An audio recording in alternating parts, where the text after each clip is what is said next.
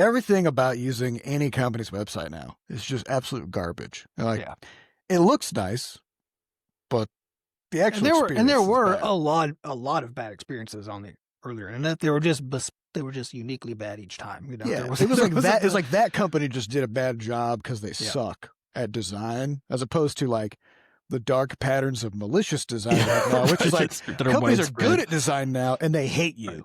Butterscotch Hey everybody, welcome to episode 543 of Coffee with Butterscotch, the game dev comedy podcast of Butterscotch Shenanigans. I'm Seth and I'm the games programmer. I'm Adam the miscellaneous programmer. I'm Sam and I'm the taste. And this is a show where we talk about life, business, and working in the games industry. Today is still October 2nd, 2025. Weird. Yeah, before we get started, we have a warning. There's going to be profanity in this show.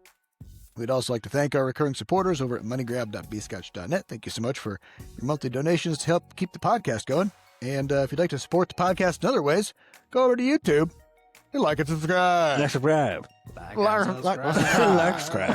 Okay, so we're on our third episode we've recorded in a singular day because of Sam's upcoming nose job. Yeah, I'm getting a nose job. And not in a fun way. You know, Yeah, there are fun nose jobs. Yeah. And they're not fun. Yeah, I don't know if they're ever fun. You know the ones you do because it's just you just feel. Sometimes it's just like a Friday and you're like, man, I could just go for a nose job. Go for a nose job. No, this is the surgical kind. Yes. And it's going to be painful. Yeah. And have long-lasting healing implications. So we're just batching these episodes. So let's get into some questions. Let's Okay. Highest uploaded question, probably. I don't know. Like, it's by the time we record this episode, who knows what the top question will be? But Who right knows? now, Yeah. it comes from Glorious Cashew, who says, many have lamented the loss of Web 1.0 and longed to return to the days of forums. Will you lead this charge by reopening the Butterscotch forum? Ooh. No. So No. First of all. But we did have forums a long they're read only, but they are still alive. Right? And So- we do have forums in the Discord. actually, no, I has think they're not forums. alive anymore. Now that I say that. Wait, yeah, can't hold on. I think you can read them. I think you can just forums.bscotch.net. go. Nope, Go. I redirects to our support page. Perfect. So we had a PHPBB forum. That was what people used back in the day. And it was great. It was a great way to handle community stuff. It was a great way for the community to collect knowledge about like Crashlands 1 and that kind of stuff, right? But you know what else it is a thing we have to moderate and a thing we have to manage. And we ended up transferring over to Discord and Reddit, basically. Two kind of different purposes, but that's also where the players are. Yeah. Right. Then nobody has true. to make a new account to use our forums or with whatever. us. Yeah, if you've been doing game dev for any time at all, you know that if you ask someone to make an account for something, You might as well stab them They in the will face. hunt Jeez. you down and murder you and your family. mistake. You're not allowed So no. to do that. And we the way that we wanted to set it up was to make it so that it was like part of Rumpus, and so the old forums we had were connected to Butterscotch ID, which is what we had before Rumpus, right?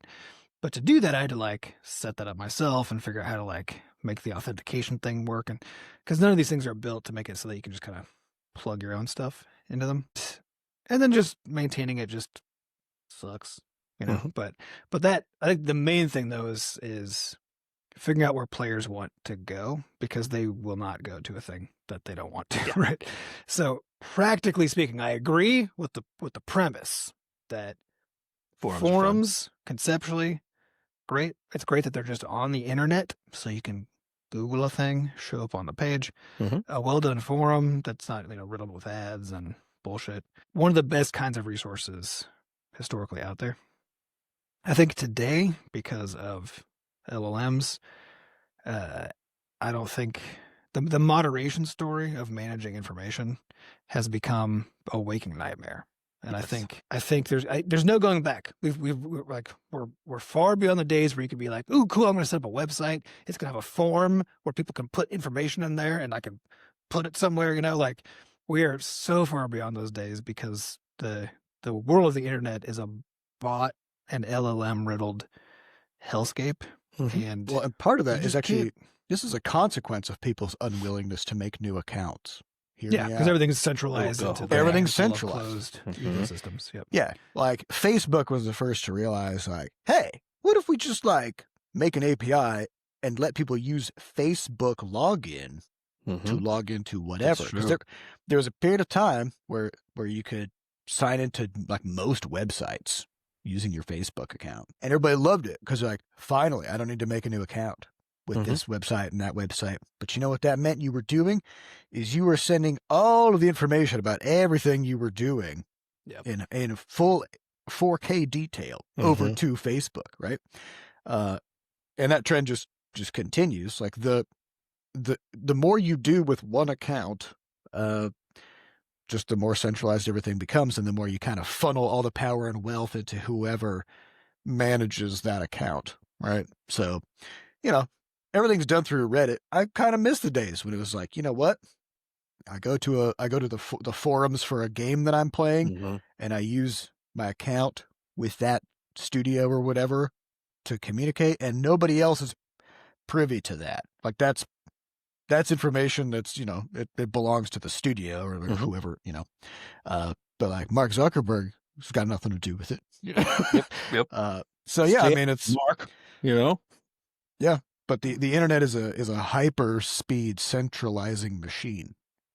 Because of these like psychological tendencies that we have. Like we want convenience more than anything, right? So we won't make new accounts. We'll only interact with stuff if it's free, you know, blah, blah, blah. And that just results in Spotify. A certain shape of and, things. Yeah. and Reddit and Facebook. So Well, and then and then we get the loss of the URL, right? Because that's the thing about forums and stuff is they were indexed in search engines, so you could find stuff that was in them. You could link somebody to a forum post or even a particular comment within it, which you can still do with something like Reddit, things that still live on the internet, right? But like, can't do that to a Discord. Yeah, thing. there's a lot of like You can't do information it. loss. Yeah. Interestingly, by There's moving so to much these. information lost as, Yeah. as these things get consolidated, and discoverability, because ultimately it comes down to like you want to be able to find something that you're trying to find the relevant thing, and you want it to be of some kind of high quality, right? When the place where that stuff lives is really convenient, like Discord, assuming you have an account, then and it's designed for real time communication, it's noise. It wouldn't even make sense. Like it wouldn't make sense for Discord to be searchable, like indexable on the internet, because It's too ephemeral. it's 99.99999% stuff that nobody needs to see twice, right? And so forums are slower.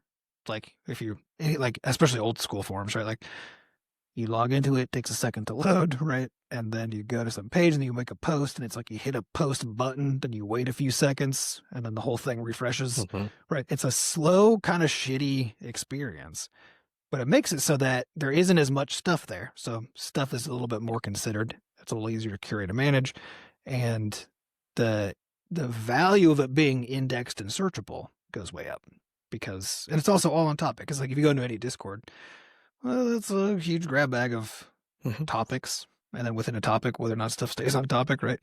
And on a forum, it's just like stuff doesn't get. It's like all the problems are still there. They're all just less intense, right? Yeah, they're It's all easier to slower. keep stuff on track. And this makes me think too, like people always talk about how the way that you get information on the internet is you search for it on Google and then put Reddit at the end of your Google. Yeah. And it's because Reddit is kind of the last forum. forum. I wonder what it's going to be like to use the internet once Reddit is gone, or once Reddit, you know, because like what happened with Twitter is you know, Ding Dong Musk bought the thing and then put all these weird login blocks on it, where it's like previously somebody would link to a Twitter thread or something and you could read it without a Twitter account. Now you can't. And I even saw something where there was a missing woman in St. Louis for a few days, and people were posting on Reddit trying to figure out if anybody had seen her, right? Turns out she's fine. They found her. I don't know what the whole story was of like where she ended up being, but this was happening on Reddit. And so like all these, you know, you can read Reddit, and, you know, there's like some people even like from St. Louis like made a Reddit account so that they could post into the thread because they're able to read the thread, you know, and they can see it. But then when it was resolved, somebody was like, she's been found. The police department from that area, because there's like a lot of small townships, right? So like the police department from her township put out this press release. And I was like, oh, so I click on it, but it's on their Facebook page and I can't see it. So it's like this open tool allowed people to like communicate and help triangulate, find this person. But then the resolution of it is on a closed platform. Yeah, to me, the bummer is the death of openly available information. Like that's what the fact that everything, like every restaurant menu is on Instagram of all things, or Facebook at best in terms of being able to access it. And not having an Instagram account, which I still don't, has been it's been an interesting experience on the web because people always send me Instagram links to, it's like, oh, check out this video, or like things pop up all the time. I have an account only so I can follow links to things that people send me because I don't use it for anything else, right? Yeah. It's exactly it. It's like you can't just discover stuff. But I think it's not just that. It's because like that's the part that like practically kind of sucks. But I can get accounts for things. It's not that big a deal. Right? Just like we've done that. Yeah. Yeah, exactly. It's not that big of a deal. And I mean, I'm careful about them because if it's the other problem with all these accounts, of course, is they're the most privacy invasive things in the universe. So I have to keep them all, isolated and be careful what I do with them. But it's doable. It's doable to do all of that stuff. And I get the convenience of it because, if you're setting up a new restaurant and you need people to know about it, why figure out how to build a website when you can just go, set up a Facebook account? I get it. But then to me, there's this huge loss that we get from because in the earlier days of the internet, you had to have your own website somehow, right? And so and almost all websites sucked. It's kind of like we were talking about in the last episode about the indie, you didn't need a website. Like if you were a restaurant in 2010, you didn't need a fucking website. You're a restaurant. Like you still did. I mean, because people still found stuff. Better to have it, right? Yeah. But it was better to have it. But people would they would have it would be like their kid niece or something who was like making websites for her band would be like, hey, I can make a website for you, uncle, whatever, for like, it would just be some like, gets the job done. It gets the job done. But there's a thing you can go to, and there was something very charming about that thing where if you found something on the internet, somebody made it and it usually wasn't very good, right? But like, you're like, I know your job isn't to make websites, your job is to make food. And there's something charming about going to a shitty website to like learn about, and that's all like it's all gone. The variety of the internet experience has just. I think it's mostly that it makes it so that everything becomes hyper competitive in the same ways. Where it's like now if you're a food truck, you still need to think about like how you're plating the food because everyone takes pictures of it for Instagram. You know what I mean? So everything gets kind of funneled through the same kind of hyper competitive information. Everything we do somehow is in service of the fucking billionaires. Yeah. It's just we can't just have a meal without getting Google and Facebook involved. Yeah. What are we doing? Wow. There's a website I came across the other day. It was like, I think it was in like one of the web dev subreddits or something. It was just like the perfect website. And it's just a white background with black text. And it's basically just like talking about how incredible this website is because it does exactly what it purports to do. It's plain HTML. It loads instantly. It's got no fluff. You don't have to scroll past 1,000 giant full screen images to find stuff, But the site, it doesn't do anything. It's just a site that talks about the fact that it's perfect. What's sort of like we joke about the perfect game being, and it's like just the raw cube that you click on, basically like a singular interaction, cookie clicker style. Or there's that coin flipping PvP game, which is a game called Queue Up, which I played the demo. How was it? I mean, it's a coin flipping PvP game. It's pretty much what you'd expect. Because they were like, what to expect. Like, here's the thing. I don't know what to expect. The perfect PvP game doesn't exist because of balance issues. Because of skill. Right. Because there's so many factors that could go into winning and losing that, there's no matchmaking system can ever properly account for it. Right. Except what if everybody has a 50% chance of winning no matter what? It's the thing about this is it's like, it reminds me of the conversations you've had where you talk about like a security team on a software product somehow becoming the ones who are making all the decisions about the product because they're like, so and it's really intense. secure, but it doesn't do It anything. doesn't do anything anybody wants. Yeah, it's like the same. It's like, well, matchmaking is the problem in video games. It's like, that's the problem to solve. That's the problem. It's like coin toss. That's the game. That's the whole But thing. also, We're gonna it's make the idea millions, that imbalance is a problem, right? Yeah, Because like right. imbalances make things interesting, like finding the contours of those imbalances and trying to navigate around them. You know, it's like why do more people probably, I assume, play chess than checkers? Yeah. I don't know if more people play, but chess is definitely more, globally is like popular and Mhm. renowned, right? Checkers is like, oh yeah, kids play checkers, but like grandmasters play chess. And it's because not every piece is the same, and that makes things interesting, you know. But yeah, if it's just I played the coin flipping game, and it was a pretty funny moment because it's like the way it works is it goes like rounds of 4, right? Mhm. So it's like it's just 4 coin flips, which is funny that it's 4 because like on average it'll be a draw, you know. But it's an average, right? And so like I played 2 rounds and I lost both times because Mhm. I got tails 3 times. Mhm. Mhm. And I was like, man, maybe next time, you know? And then I found myself queuing up for another round. I'm like, what am I doing? Like, it's a fucking coin toss. It feels like it can't That's great. last, right? And But I mean, but that is an unlocks important and point to stuff. all this stuff, right? Is that it's easy to have like just roasted in glasses of the earlier days of there and stuff, but it was a wild fucking place.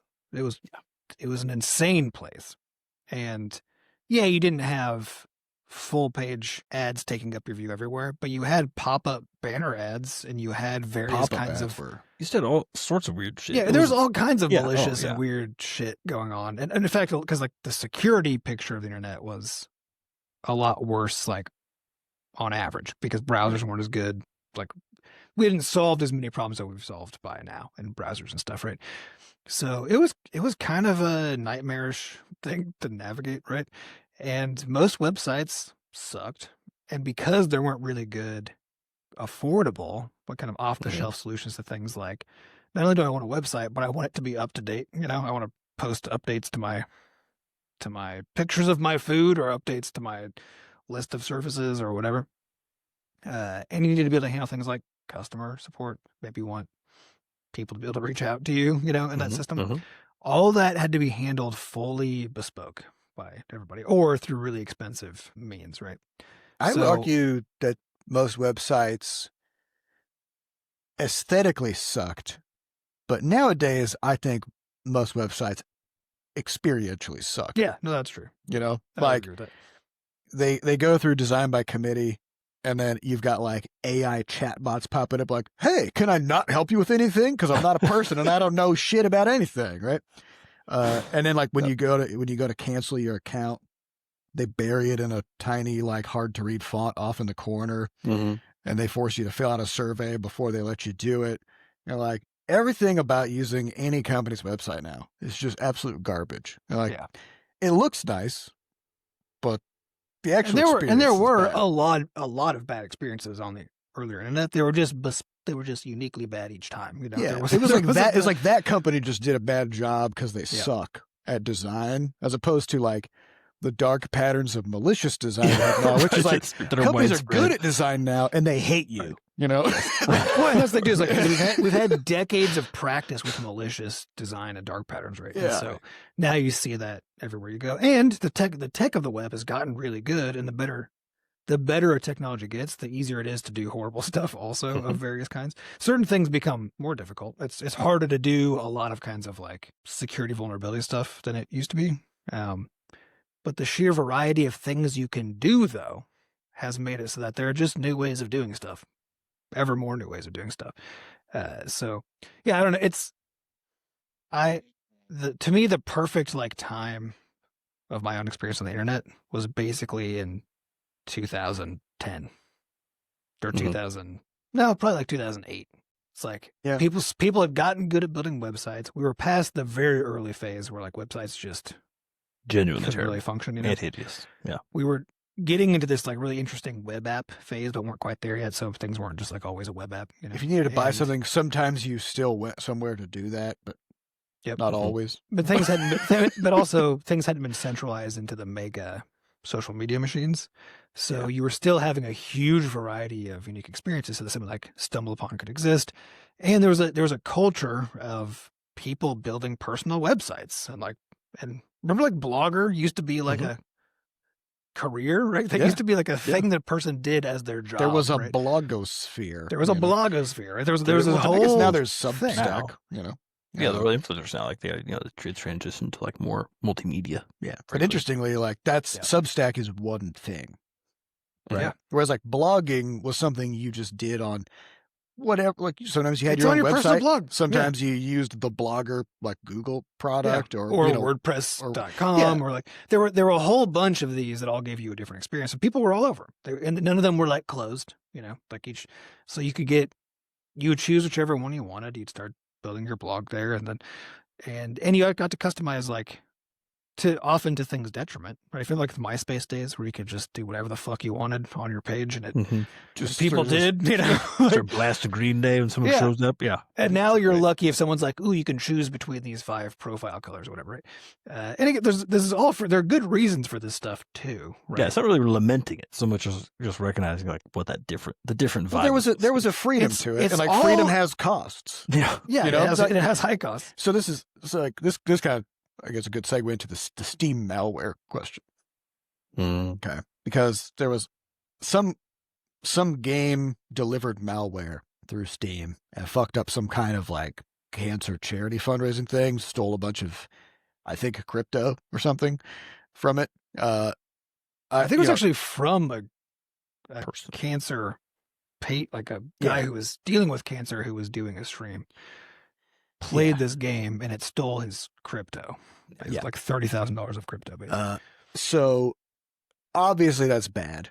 And it's a consequence of something that we like about working with Valve, which is that they don't have a cert process. So if we want to release a patch for Xbox, Nintendo Switch, PlayStation, even iOS, we got to go through a person will look at the patch and then decide whether to allow us to release that to players. We've talked in the past about how it's kind of a security theater thing because it's software.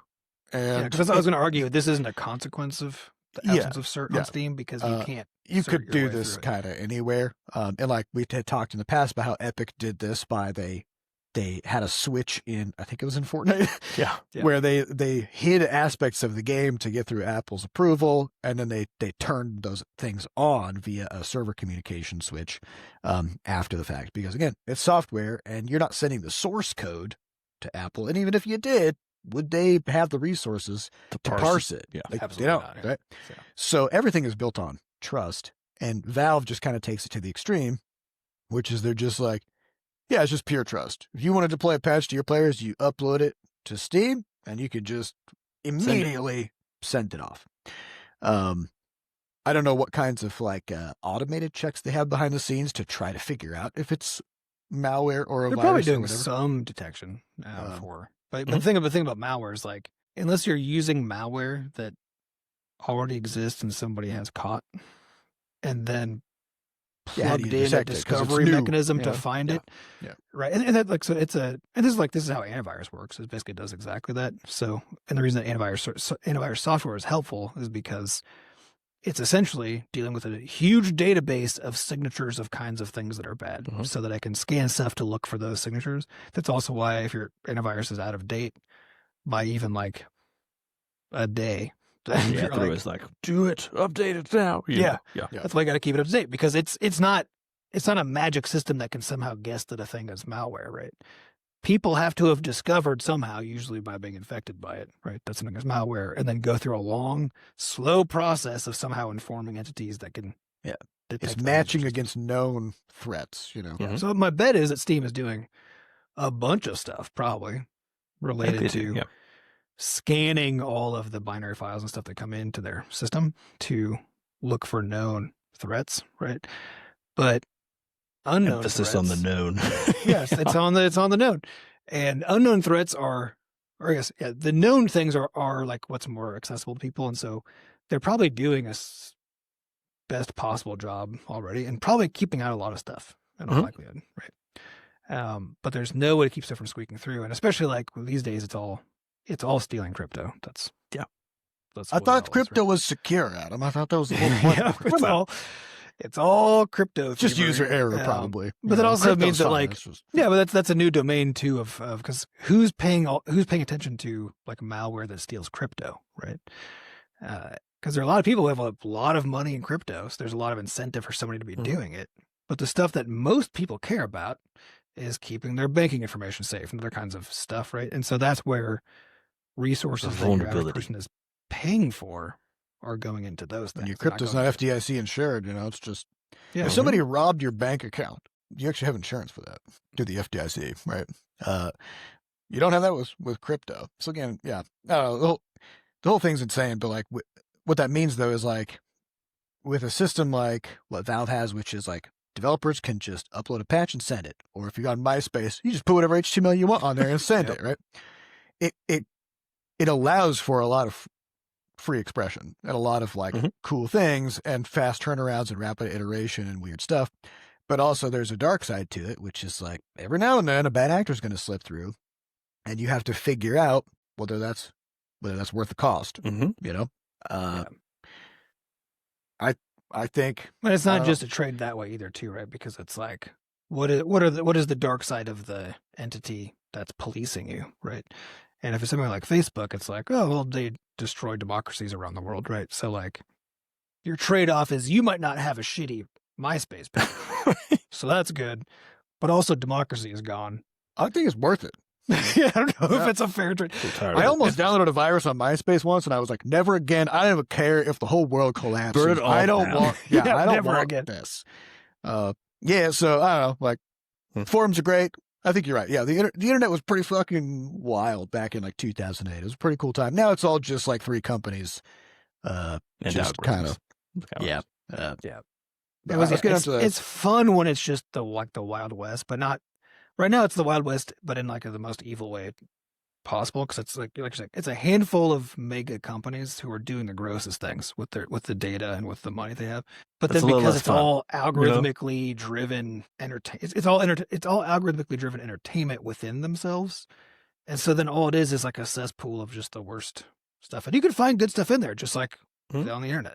There's good stuff in there too, but that's not what's being surfaced to you. It's kind of like I remember the Switch when Stumble Upon, which I loved back in the day, was so fun. Because you ought to explain what that is for our younger audience. So Stumble Upon was a service that, and it had like a extension in Chrome and Firefox or whatever.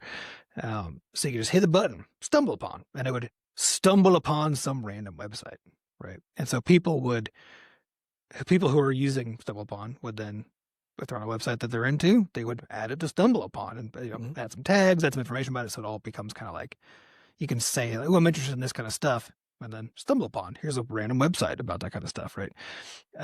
It was so fucking fun to just, I would spend hours and hours and hours just being like, stumble, right?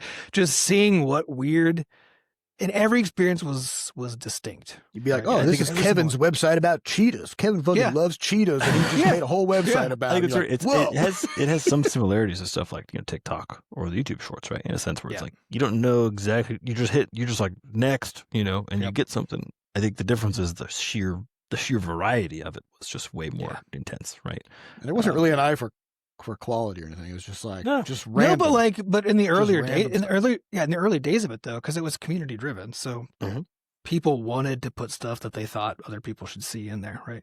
But things could be reported, so like if somebody there were mechanisms to kind of do a little bit, but site or whatever. Yeah, that kind of stuff doesn't last because then at some point, once it got big enough that people were like, ooh, I can make money by submitting all my spam websites and my malware websites and whatever to this. And eventually, like, you can't keep up. And we don't get to have nice things because the internet ruins things at scale. It's not even the internet. It's just people. People ruin. Sorry, the internet enables people to ruin things at scale. Yeah. And everything, everything good on the internet can't survive scale because there's no way to, as it scales, to keep it constrained. And so, so this Stumble Upon kind of just disappeared. And I'm reading the book Careless People it's about Facebook, and there's this really funny moment in there where they're talking about what happened when they reached 1 billion users. which is they started freaking out internally in a bad way. Why do you think that is? Because Why they're do you- running out of people on the Because planet. they're running out of people. Oh, yeah. Because this was in like 2012. And like, okay, we have 1 billion users. This is a problem because we need growth. And they're like, the first billion is the easy billion. Because these are the people who already have internet access and are internet savvy. It and was have- Facebook talking about, because Facebook was really excited about stuff like Starlink and that sort of thing, because they were like, if we can get more internet to more people, we can get more Facebook users, right? Because they'd already saturated the market on the internet connected part of the planet. Yeah. And they were like, we need to get internet to the people so we can steal their data too, you know, to, So they were doing stuff like the author of this book was like sent over to Myanmar to meet with like a military dictator because Myanmar kept banning Facebook because it doesn't allow them to control the flow of information, you know. And so they're literally like sending their employees like into active As emissaries. war basically, zones like, and stuff, trying yeah. to get trying to negotiate deals just so they can sign more people up to Facebook because they need growth. Yep. It needs to consume everything. Well, that is the joke about the modern form of unconstrained capitalism, right? Is that nothing can last forever. That's like nothing can, right? Nothing can grow forever. Nothing can Nothing can last grow forever. Eventually, you run out of something, right? But until really recently, it was pretty hard to get to the point where there was literally nothing left. You know, Yeah, you couldn't. And Where where every person on the planet is your customer, and there's nowhere else to go. Yeah, but we're now seeing that with things like, Facebook is still, I think, the only thing that's really pulled that off. I don't think anything else is. I mean, smartphones are kind of there too, right? Oh, smartphones is a it's category. like Android and iOS. They can only really take market share from each other. They can't really. I guess Google accounts are probably extremely common. With the exception of like China, which has their own separate ecosystem, but it's kind of the same there, which is like once you've got everybody in China, you know, on Bilibili. You got your done unit now. house. There's nowhere else to go. Everybody's on there. Yeah, so then like for the first time in the digital space, you can actually run out, and so then what happens to the model of you have to keep growing though somehow anyway, and that's why everything becomes That's the increasingly shitification. exploited. That's normal, it's not about growing your users; it's about growing your revenue. Well, growing your profit specifically. Yep. Let's get on to the next question, which is from Jumpy Lumpa Leapilo, who says, "Oh, sorry, this is the ghosting question we asked previous episode. Skipping that one. Who says we got another question from Jumpy Lumpa. So, question is, Adam, I am impressed and not at all surprised by the openness you had with your bros and company in expressing the coming burnout. Did you have any stress in knowing it was on the horizon? How does it feel being able to share it with everyone and start the process, even if just planning, to alleviate it?" So talk about what did happen with burnout. Well, I guess was there stress generated by the fact that this was a thing that you wanted to address at some point? Yeah. So the story is that back in 2022, I don't know, at some point we're looking in the barrel of the rest of Crashlands 2. Sam and Seth were like, there's so much of this. This is going to be so hard to do. We need to make sure that we have all the time and the possible to get this thing actually done. And so we decided to then have me basically, because we had kind of a diffuse charge. I think at the time Seth was technically the CEO and was managing a lot of some of the business stuff, but that was mostly Sampy anyway. And then we kind of had this like diffuse sort of leadership of the company. So the idea was I'll take over explicitly as like, okay, I'm the person who is in charge of the company, so that Sam and Seth could have their time fully going into as much as possible all of the game dev stuff. So that was the intent, and so that's what I did, and that was basically, it was a roller coaster, you know, up and down things. There were a lot of periods where I got to still work on other stuff, work on projects for the team, software projects. Made Blork, which is our internal made our work string management. server, made Stitch for VS Code. I did a whole bunch of stuff that I got to work on.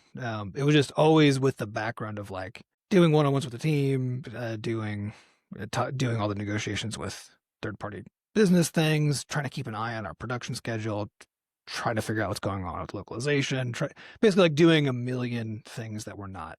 The tech stuff was always non-urgent, whereas like communication with third parties is always urgent because we need to keep those things moving. And so the fun building part of the work always had it's kind of always at the backseat. And that was still fairly manageable until we started getting to the phase where we're like preparing to finish the game and launch, which is the whole like last year, right? It's a long period of time. And then my time was like really just kind of going into that, but in a way that earlier, because we were earlier, like it wasn't about the details of the game really. It was more just practical, like making sure the team was doing stuff, we were making the connections we needed to, all that kind of thing. As we started to get closer to launch, it became about marketing and PR and detail, like specifics about information details that you didn't have, you weren't privy to because I just didn't have. I wasn't the one closest to that material. So you then had to manage the whole thing of like, okay, I've got these requests for information from like these three parties who I then I can't actually answer them, so I need to go funnel them over to whoever internally can answer them, and then take the information, put it back over there, or put people in contact. A lot of that sort of stuff, which I think just a lot of middlemanning and never having it's basically feeling like I'm not in control of anything. I'm just this like weird conduit, just shepherding, herding cats around. and I was trying to basically do it so that I could basically filter stuff and prepare it, ask questions first, do all the things I needed to do so that what happened on Same Says Plates was still like as lightweight for them as possible. But ultimately it was just deeply unsatisfying kind of work to basically be like on board for, because I don't have any responsibility with what Crashlands 2 is. Didn't make it. I had some suggestions here and there sporadically throughout development, right? But I have no real creative relationship to the thing that the studio spent 4.5 years building, and no control over it. I have no way to make any decisions related to it whatsoever.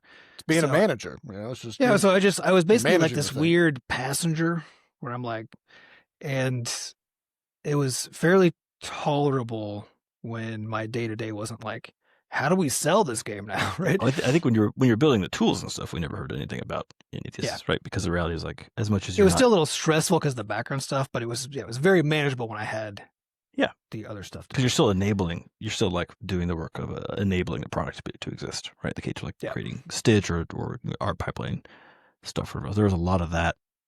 There's a lot of that like just cool technical stuff to put together that ends up being reflected in the game's shape, even if it's not, deciding the shape of the game in the first place, right? Yeah. But then as you get closer to the end, then it's all that's done, and now it's like it's now just trying to figure out how do I sell this thing that I didn't make. And people ask me questions, why didn't you do this? Why did you do this? Why is this way? Ooh, we should do an interview with this podcast about whatever. And I'm like, nobody's going to want to talk to me because I don't have the answers they want. Because they're going to they have questions about Crashlands too. How it was designed, why we did, whatever. And if a player's asking about something, like wanting me to defend something, I'm like, I honestly don't know why. I don't know. I don't know why this is the way that it is. And even if I do, I'm like, that's weird for me to like, it's not my place, right? The funny thing is like, that's like, this is a role in like larger studios, right? As like marketer, right? Which is like somebody who definitely did not work. Manager, or somebody who doesn't work on the game, didn't design it, didn't write any code for the game or whatever the case may be, but still has to go out and hype it up and talk about it and do interviews and put together.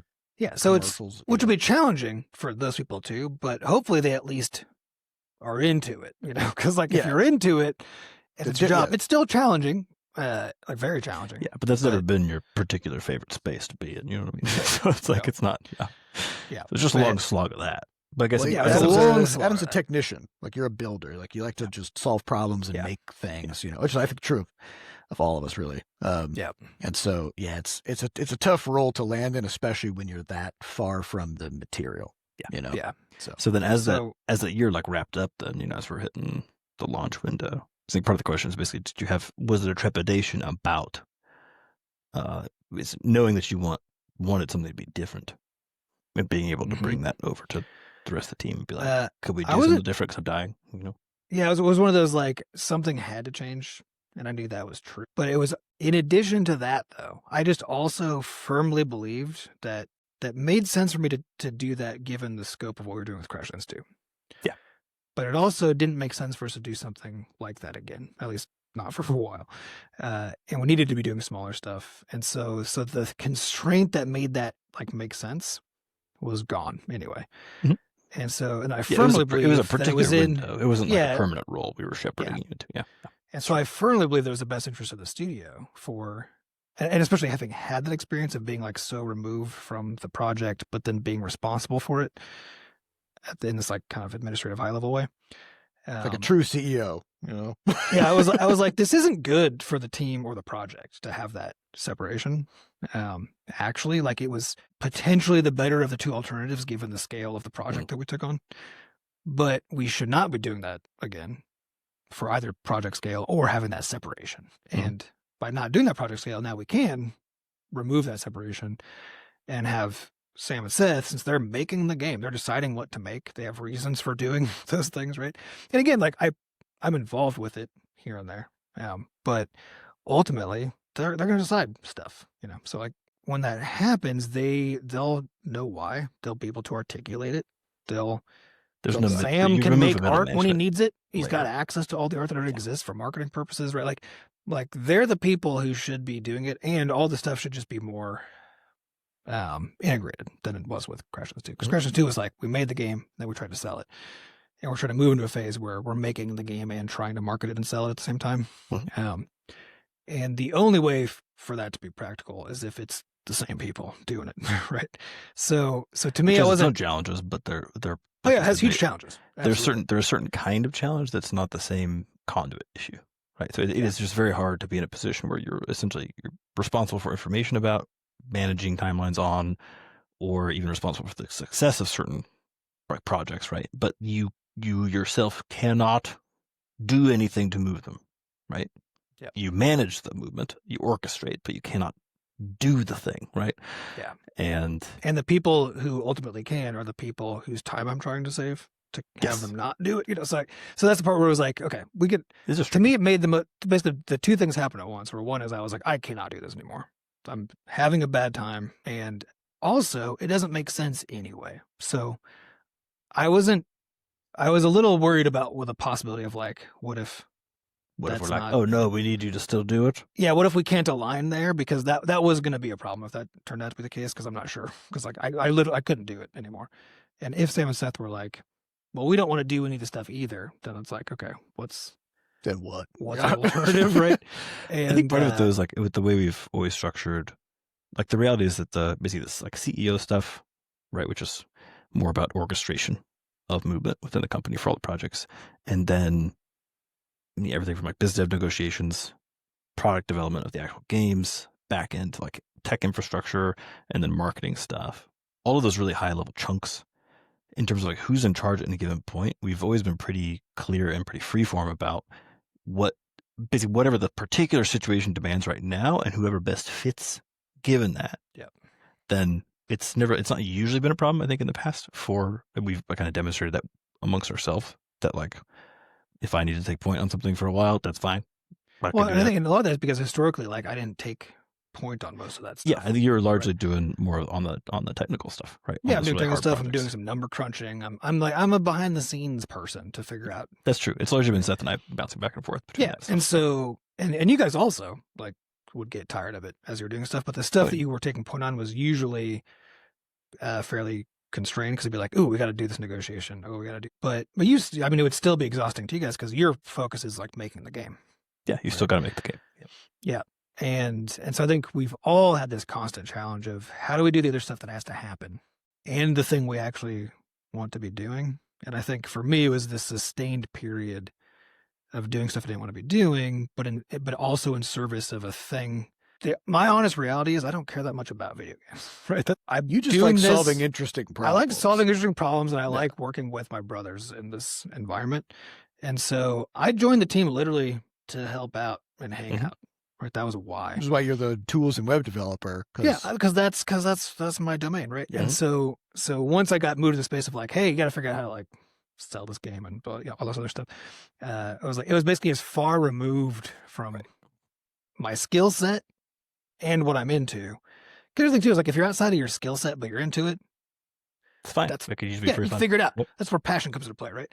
If you're not into it, but it's in your skill set, well, you can go knock it out. It's no big deal. Mhm. If both of those aren't there, it's so It's just a stressful slog. It's just hard. and horrible. And so that's the space I was living. So yeah, so the short story there was I was like, oh, I don't think this makes sense anyway. Also, I can't. Those are kind of the two, both of those I are guess true. we knew it was coming for a while because I think even like 6 months in, as we were dealing with all the localization stuff and really as we were starting to nail down the release date. Because keep in mind, like release date planning for Crashlands 2 started in like July last year. We started trying to figure out. We originally thought it was going to be maybe we could get something out by like the end of 2024. And then as we hit like August and stuff, we're like, this is just like with all the timelines and stuff, and then hitting holidays, there's no way.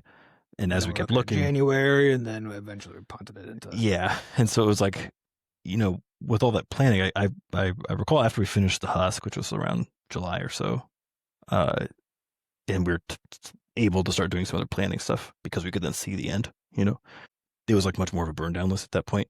Then I remember there already being some discussions about like how to kind of knowing that you wanted to be doing something else and being like, yeah, we know, we get it. We'll figure it out in a bit once we get there. So, But and that's the thing is like you can tolerate anything for some amount of A time. while. Right? it's nice to know that there's an And- end coming, for these things where you're Yeah. like, okay, I can last forever. Well, and I think for me, like, because also burnout is exacerbated by stress and anxiety. Right? Yes. And That's very true. a launch, very stressful. A launch of a 4.5-year project that has to succeed well enough, That your studio doesn't die. Yeah, very stressful. extremely. So I was so anxious and stressed about all this stuff leading up to it at the same time that even though I was like, because we still didn't know what the plan was afterwards. Like, would I still be doing this? But we would just better distribute it. We didn't know what kind of stuff we were going to be making next. Yeah. We had no. This whole wait new and model see. we've been talking about of like we're going to make smaller stuff more quickly. That wasn't a plan at that time, right? Mhm. So we didn't know what any of that was going to look like. We just kind of agreed that like, it would be better if this was different somehow, But at that time, I couldn't see how it could be different. You're still just too stuck in the Just thick in of the it. weeds. Yeah, so I was like, I know we all agree that it would be better if it wasn't like this, but that's also how I got myself in this position in the first place, right? Because we're like, well, it'd be better if we didn't have to, but that's the move. So it wasn't until like we got the game out, we were like looking at the stuff coming in. We, as a result of what we saw, we were like, okay, we can't put all of our eggs in one basket like this again, and we pivoted our approach. Where the net effect of all of that was just things nicely aligned, where it was easy because of course we all want each other to be happy in our work, but we also all know that on occasion we're not going to be because it's not the life you get to live, So we all want that for each other, but the practical question of like, how is it feasible? What does the timeline When? look like, right? Is Well, always the I think question. it's also just about minimizing the bullshit.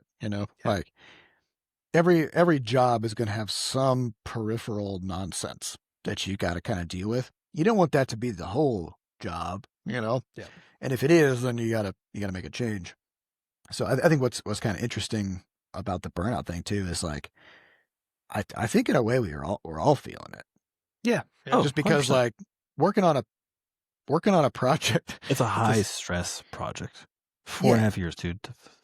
We've talked about the problem of So like much. things being too precious, and how, for example, even like we've been making a bunch of YouTube shorts to work on marketing and stuff for How Many Dudes, as well as to like try some experiments for marketing for Crashlands 2 and then Levelhead, and it's very cathartic to make these just to like record, like think of something funny, record it. It's 30 seconds, 45 seconds long. You clip together a few clips, throw some music over top of it, throw it out on YouTube Shorts, and you're done, right? Yeah.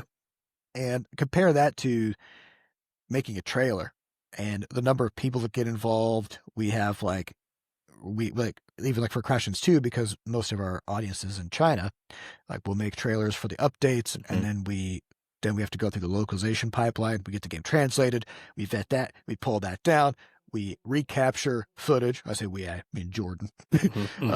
Like so we got to orchestrate this. Like somebody on the team has to do all this stuff.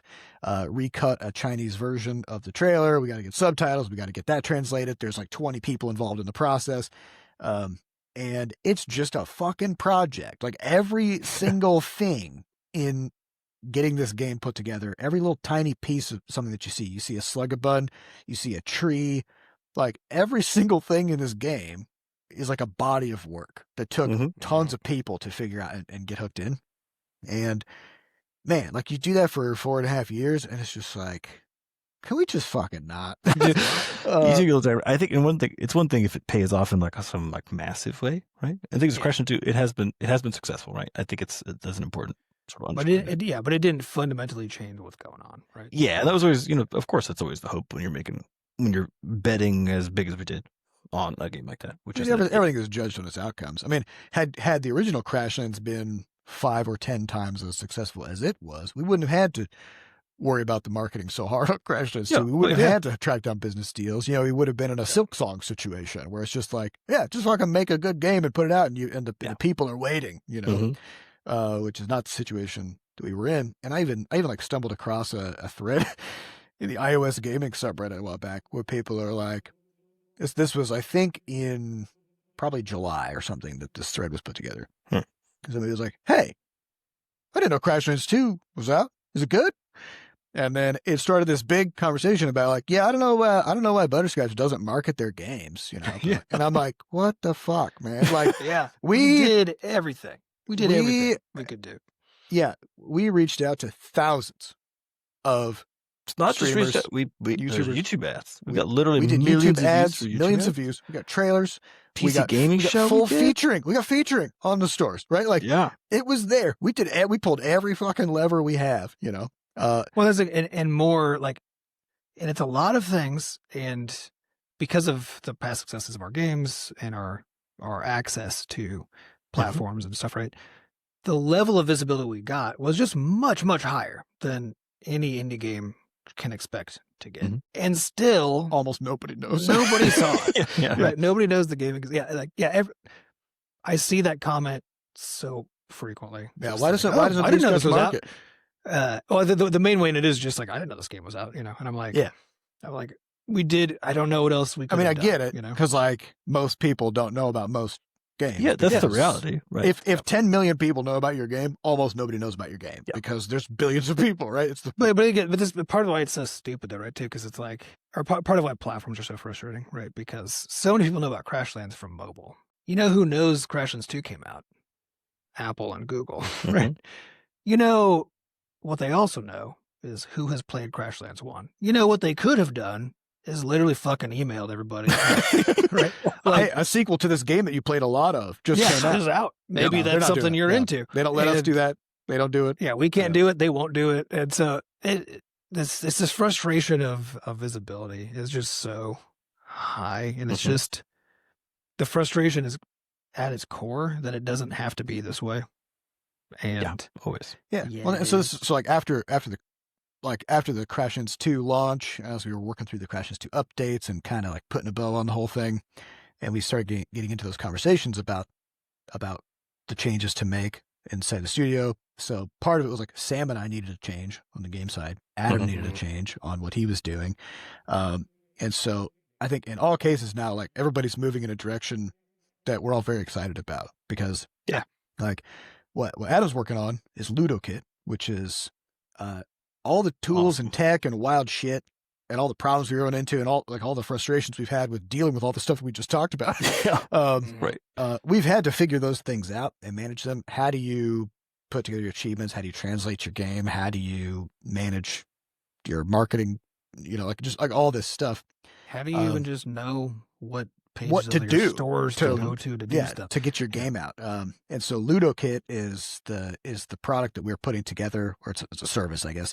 It's a website that will allow other developers to have access to this type of management layer to much more easily handle all this administrative stuff that comes with making a game and getting it released. And we're using, so Adam's building that, and it's already starting to come together, and we're using it internally, and it's use it all the time. It does almost nothing, and it's already used. It does almost nothing, and yet it's now indispensable, because that's still much more than what the platforms were doing for us. So we have that going on, but then Sam and I are working on How Many Dudes, and the goal with How Many Dudes is like just like internally for us, we just need to be like, who gives a shit? That's kind of like the slogan, because everything we did in Crashlands 2 had to be perfect. How Many Dudes were just like, is it is it just fun? Is it just funny? Is it just dumb? Is it goofy? Well, and you've also figured out a way to make the marketing aspect of it fun too. Yes, Yeah. for us to do. So Yeah. that, and also falling we're into the like- who gives a shit kind of a category. Yep. Right? Yeah, it's like just try some stuff with marketing and don't spend 3 weeks making the perfect trailer. Just make some fun videos and put them out there because, we've even like one of our YouTube shorts for how many dudes already has over 100,000 views. Yeah, totally organic, right? The No second trailer, one no we made. trailer we put together pre-launch for any game, Crashlands included, has ever gotten more than like 25,000 views. Maybe. For comparison, we put out the Crashlands 2 1.3 trailer. Mhm. I think like the day after that or something, Mhm. which is a full video. Like this, and again, this is a trailer that we translated. We spent tons of time on. We got Fat Bart involved to do the audio work. Huge undertaking. It has like 1,300 views. Yeah. Yep. What are we doing? Like spending all this time to do all this work. It's just focusing on the wrong. It's not focusing on the wrong thing. It's just like putting the focus in the wrong place. If that kind of makes sense. Mhm. And so like we're using How Many Dudes then and the development of that and the marketing of that and whatever to inform what goes into LudoKit because we're running into, as we're working on a new game, we're getting it set up on the different store backends and stuff. We're dealing with the kinds of administrative overhead that comes with all of that. And each time we run into a problem, we go over to Adam and we're like, put this in LudoKit. Yeah, figure out LudoKit this feature. problem and then figure out how to put the solution into LudoKit. Oh yeah, that's a big part of the idea, right? Is historically, like we said, we haven't released very many games. Yeah, because we've been doing this now for 12 years, and the first whatever you guys are doing it, 2 years probably, released like 4 fucking games in English And then only. since on in English mobile only. Yeah, English mobile. Since then, we've launched 3 games and cross-platform, multiple language. Like we've done a lot. There's a lot more than going Got into fancier, But the hard part was the game. Like the game itself was ultimately what caused the change in scale. But practically that just meant we were launching games every few years. 5 years, whatever. Right? Mhm. Like just every several years, and that also meant setting up a new store page every few years, right? Like so we weren't getting good at this stuff, and to the point where even like I've built a lot of tooling for the studio to help with our daily work. But this kind of stuff where we're like, well, we only have to do it every few years. Just deal with it.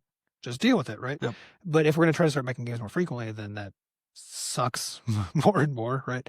But it also means that like we actually don't know for sure what would be good to have as tooling to help with this stuff because we've done it so rarely. We have a good idea for making games, but for all the rest of this, we just have to kind of figure it out. Yeah. Well, this is the funny irony of it is like so many of our tools assist with the development process, but like in the world of DevOps, people always talk about at the end of the day, you can have like, or like we're talking about like security people taking over a project and it's like, wow, this is so secure and completely unusable. It's 32, it's got 32 factor authentication. Nobody can fucking log in, which means nobody's hacking this thing, but also you got no customers, right? And so, if we spend all day long focusing on making our own development experience smooth, but then we're still only releasing games every 4 years, what is that for? Yeah. So if we can get, and we say like, okay, we're going to try to get How Many Dudes out in maybe like a 6-month window. What that really means is like half of that time is going to be going into marketing How Many Dudes. And when I say half, I don't mean like the last 3 months. I mean, Just 3 months of work dispersed throughout those 6 months. Because if we just make the game, it might be a 3-month project, but then nobody knows about it. And what was the point of that again? And so you have to get, your brain just has to get bigger. You know what I mean? It's like, it reminds me of the Galaxy Brain meme where it's like, make a good game. And then it's like, make a good game that can pass cert on all platforms, and then it's like, make a good game that is marketable, like is already marketed as you're building it. It's like, as you make more of them, you have to start the fun part, which is like just making the fucking game. There's a reason that people don't have like fucking marketing jams. You just market like random shit. No one does that because it's not particularly fun or interesting to do. It doesn't make any sense, right? You do it because you want to make the game, but then in order to sustain that kind of thing, you have to go further out and further out and further out until what you're making is not just the game, but the full scale marketing and delivery of that thing, right? What I'm most excited about with not just How Many Dudes, then the integration thing that we're doing there, where we're just doing that constantly, is the fact that LudoKit feels like, for me, it feels like basically providing like Butterscotch publishing as a software tool for people, which is like, here's how we service. Yeah. It's self-publishing, self-service, right? Yes, exactly. Yeah. 'cause Here's how we tackle all we've this always bullshit. self-published, and that means we've always had to figure out all that shit on the back end. But we ourselves have never had a tool to manage all of it. And so, and just like as maybe like a simple example is just something like your key art, meaning the promotional images that you use to promote the game, which those typically would end up getting compiled into like a slug on Steam. Slug meaning like the little promotional images that you see next to the game's name and search results. You also need like full-size box art, but then also on different platforms, you would use that same key art to promote the game in different ways via like overlaying the title in different ways, changing the cropping or the aspect ratio. You got dozens of using a variant of a background, having your different translations of your title, because that has to be different art. So at the end of the day, you might end up with 400 different versions of your key art. How do you manage that? Well, the typical way is just throw it all into Dropbox or Google Drive and hope that it's somewhat searchable, and then just go digging through the pile. And then if you don't have what you need, you got to get your artist involved to like recut a new one or whatever. It's like every single one of these little steps, whether it's getting images on there, getting achievements hooked up and integrated, even just like managing patch notes, stuff like that. All these things are actually kind of big problems that take a lot of tedium and a lot of work because there's just not a good tool to collapse it all down.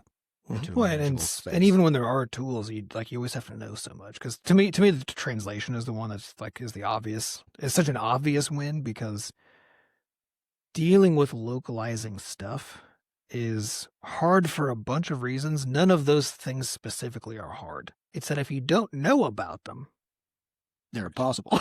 They're literally impossible. And there's so many of those things. There's a stack, infinitely stacked deep, and it's a combination of like practical things, philosophical things, and technical things that, because even like the file formats you're dealing with for exchanging information with Loc, and it's like what do they expect when you're saying this stuff? What are you going to get back? How do you evaluate it? Wasn't also there something like wasn't there with the Japanese? There's like not a carriage return character or some weird. There was something that made it so like all of the text for one of the languages was just like smashed together, but that was like just how. We had to add a zero width space in between all characters. Yes, on our export, right? Because they don't use spaces. So that if you need multi-line text that has line breaks in it in English or in like a lot of Western languages, you have spaces between words, and so that's a natural place to break the line. What do you do in a language that doesn't use spaces? Yeah, and that's going to depend on your game engine and what it can support. And so in our case, we're like, well, GameMaker is not good at handling that, so we just have it so that the string server just inserts a zero width space between every single character when it exports all of your data, so that the game doesn't have to deal with it. Yeah, so there's like endless stuff like this where ideally you wouldn't even have to know about it at all. It's just like, follow these steps. Hit this button to export a thing that you can hand off to your translators. It has everything in it that they need. Our tool would have documentation about what it's doing, so that it's not a black box, And like, so we don't currently have the translation stuff hooked into LudoKit. That's a longer term thing that we want to do. But yeah, like these are like, we do have our own tool that we just call it the string server that does all of these things. And so the goal with LudoKit is to take stuff like the string server, stuff like how we handle our change logs and patch notes and QA testing, like all these different things, pull them all under one roof and just give developers sort of like a one-stop shop, start to finish, of like getting your game up off the ground, working on it, deploying to platforms, handling changes, handling news announcements, store page setup, news announcements, like just kind of. It should just be like it should be like your developer companion that's just there with you the whole time and always has the answers to whatever it is that you're running into. Yep. Unless you're on PlayStation, you don't know shit about that. But it is funny, like as I've been like researching the various things I need to know, because it's also about handling the cross-platform aspects of things, So sometimes it's a lot of tedium to get all the answers and figure out how they relate to each other, right? But then sometimes it's just like, well, we don't have PlayStation access. We don't have, and it's all, that's shit's locked down, right? So I don't even know. Like, how do achievements work? What are the icon requirements? Well, I don't know anything. What are even the supported languages that like PlayStation I think the has? funny thing with that though is that like it's just the fact that you don't need it before this becomes like super useful. Because even if the whole idea is basically, even if you're just on Steam, right? Yeah, that's already useful. Yep. Then it should be end to end, just like solving a shitload of problems for you. And then if you're also cross-platform, then it's like lets you just sort of already solve the other problems associated with those things At the same time. way. Yeah, but like for example, if you've got your achievement set up on Steam, and then you're maybe going to release on Google Play or something like that, rather than having to research, okay, how do I set up all the achievements and like convert my icons and the like LudoKit. What sizes do they need to be? Yeah. Do they have to have special names? Yep. Also, if I want to localize my achievement information, How do I do with that how do you bullshit? do that? how do I get from having it in Steam to having something to hand off to my Loc team? And when I get it back, how do I get it back? Right. Just take away all of that. Just like that's Let ultimately LudoKit take care of it, baby. Don't even Don't trip. worry. We talked about it so much, and I now have 3 weeks before this episode goes live. Do I need to get LudoKit.com up? Yes, I think get it up, Okay. and let's get at least a newsletter sign up, and then we can have people go to ludokit.com, put your email address in there if you're interested in this sort of thing, and if you want to get in on the ground floor of this situation. Yeah, it's going to be a paid service in some way at some point, but there's probably going to be There'll be a beta stage. there's going to be a beta stage. There's probably going to be some kind of a free tier, and it's not going to be an insanely priced thing.